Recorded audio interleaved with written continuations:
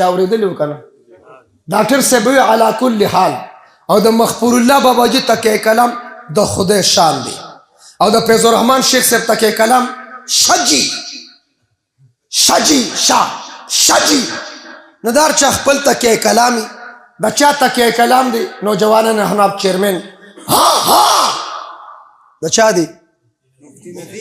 نو تقریبا ګوره د هر چا تکیه کلام شته نور چاته هم سو نه وي او زما د توجه هم داسې نیغه نیغه کړي توجه دا ټول علما یو جمله وي تاسو به نوم اورېدلي قاضي حمید الله جان گجرواله کې مدرسه وه مفکر اسلام مفتی محمود صاحب د قافلې سرخیل عالم دین و اور کئی مرتبه M.N.M پاتې شوی و د 400 په گجرواله کې به درس کو داغه تکیه کلام دا سپیره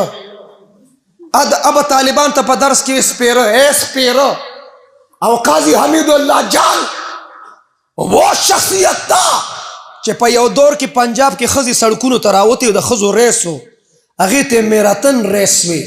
هغه ټولې ښځې قاضي حمید الله جان صاحب ډي ته کړې وي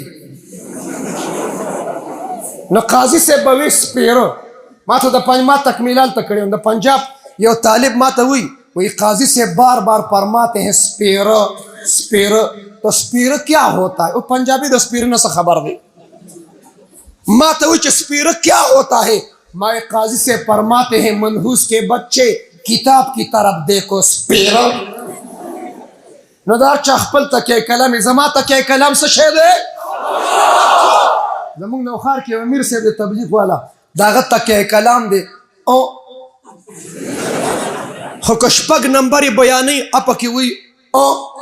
هغه وی کامیابی الله په دین کې ایښې ده او الله به راضي کوو او ګشت به کوو او تعلیم به کوو او مشوره به کوو او شبي جمعې له به ځو او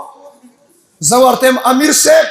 په دې او باندې خلک هم چارج کې او ځان هم چارج کې او ندار چا خپل تکیه کلام زما تکیه کلام څه شی دی څوک جوهه ډېر وي دا زمونږ د دې علاقې چې پنجاب ته لاړ شو بیا په پنجاب کې بیان کوي دي ورسره جوهه وي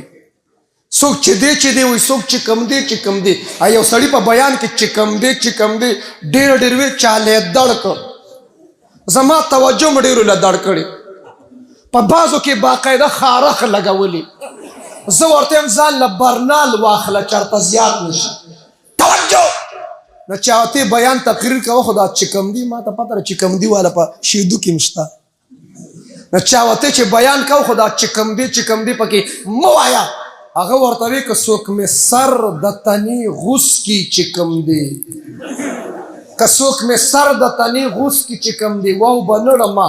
د چکمدی نه بهر یو د واده موضوع ده د نکاح موضوع ده تاسو یو مهرباني وکړئ جمعات ته په خپل مزاج او طبیعت راځي نن دا مزاجونه ختم کړي طبیعت مونږ د شریعت پابند یو په غم کې د شریعت پابند یو په خاده کې د شریعت پابند یو معاملات کې د شریعت پابند یو اخلاقیات کې د شریعت پابند یو نظام سلطنت کې د شریعت پابند یو معیشت کې د شریعت پابند یو کاروبار کې د شریعت پابند یو معاملات کې د شریعت پابند یو معاشرات کې د شریعت پابند یو من په واده کې د څه پابند یو دا خبرې به پخې بعضې خلک یاره زما طبیعت زما مزاج داسې دی بل وایي زما طبیعت داسې دی زه درته شریعت یادوم ته ماته طبیعت نیغ کې د شریعت په مقابله کې د طبیعت څه حیثیت شته د شریعت په مقابله کې د مزاج څه حیثیت شته د سنتو په مقابله کې د رسمونو رواجونو د بدعاتو څه حیثیت شته نو چونکې د واده موضوع د واده کړي کوم دي دلته لږ راشه دي زه ته څه ته وایم نه راځه نور درته زه ښه معلوم یم توجه دلته راشه